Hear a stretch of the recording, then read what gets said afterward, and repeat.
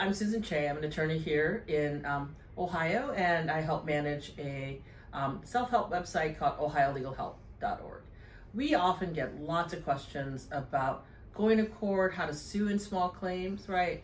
And this is part of a legal basics series that we're talking about, like what to expect when you get to court. And then today we're going to talk about how to prepare for your case, okay? So let's talk about security deposits in Ohio first. So if you rent an apartment in Ohio, often the landlord wants first month's rent, or I guess equivalent to 1 month's rent for your security deposit, okay? So let's say you did that, all right, you moved out, and it's been more than 30 days, you left a forwarding address, you left the place in good condition, just reasonable wear and tear, right? And it's been more than 30 days, you've not heard from the landlord, you've not gotten your security deposit back. It'd be really nice to get your security deposit back, right? But nothing. You wait a little bit more, you write a letter, and anyways, now it's 6 months and now you've filed in small claims, right? And so you have a court date, and so now you need to prepare. Well, what does that look like? How do you prepare a small claims court, let's say a security deposit case, for the actual hearing? Okay, so at the hearing, the magistrates, usually a magistrate, they're going to hear from both sides, as to what happened. But what you need to do at the hearing and how you prepare is you have to be able to prove essentially the basic elements of the case, right? So for, let's say, a security deposit hearing, what do you have to prove? Well, you have to prove that you paid the security deposit, right? And how do you do that? You need to look to see if you have any receipts, maybe the canceled check, like something that shows, or maybe you paid online, so you got a receipt that way, right? But what you need to show is that the amount of the payment that you made for the security deposit. Okay.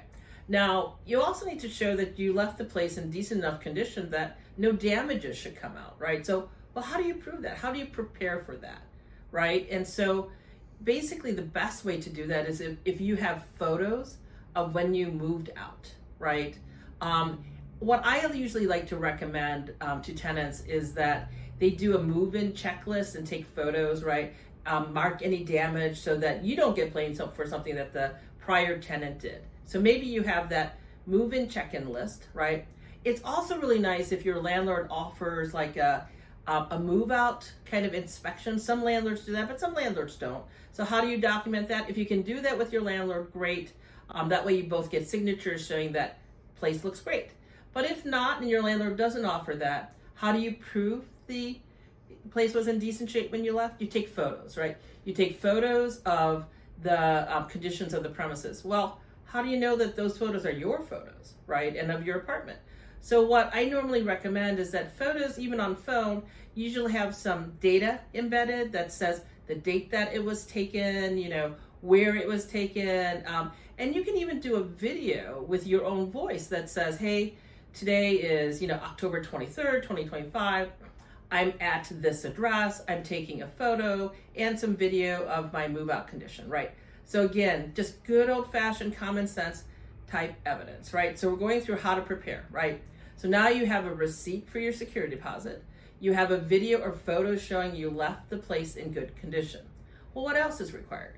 Well, you do have to show that you gave the landlord your forwarding address. So I always recommend that when tenants move out of a place that they either drop off their keys and their forwarding address, usually at the location where rent is paid. If there's no rental office, I always say, contact the landlord ahead of time and make arrangements for the return of the keys. Now, some landlords just say, well, leave the keys in the unit and lock up before you leave, right? And so in that instance, I always say, leave the keys just the way the landlord instructed you to do, and also leave the forwarding address on a piece of paper.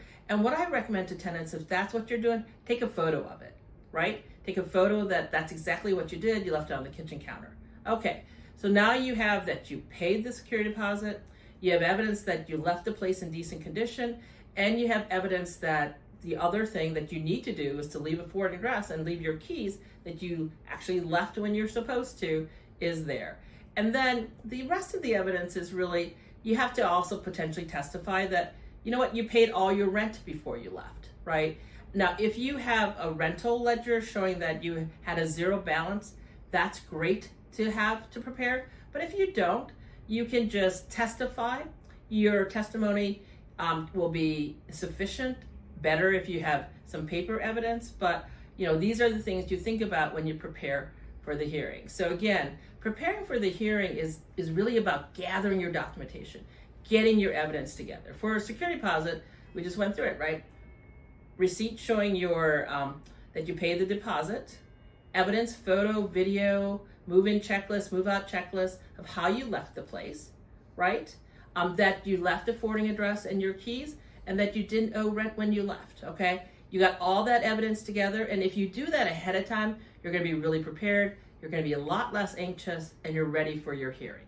So again, that's a security deposit case, but those basics work for any type of case that you need to go to court for. Again, we have information on this on ohiolegalhelp.org, so I hope this helps.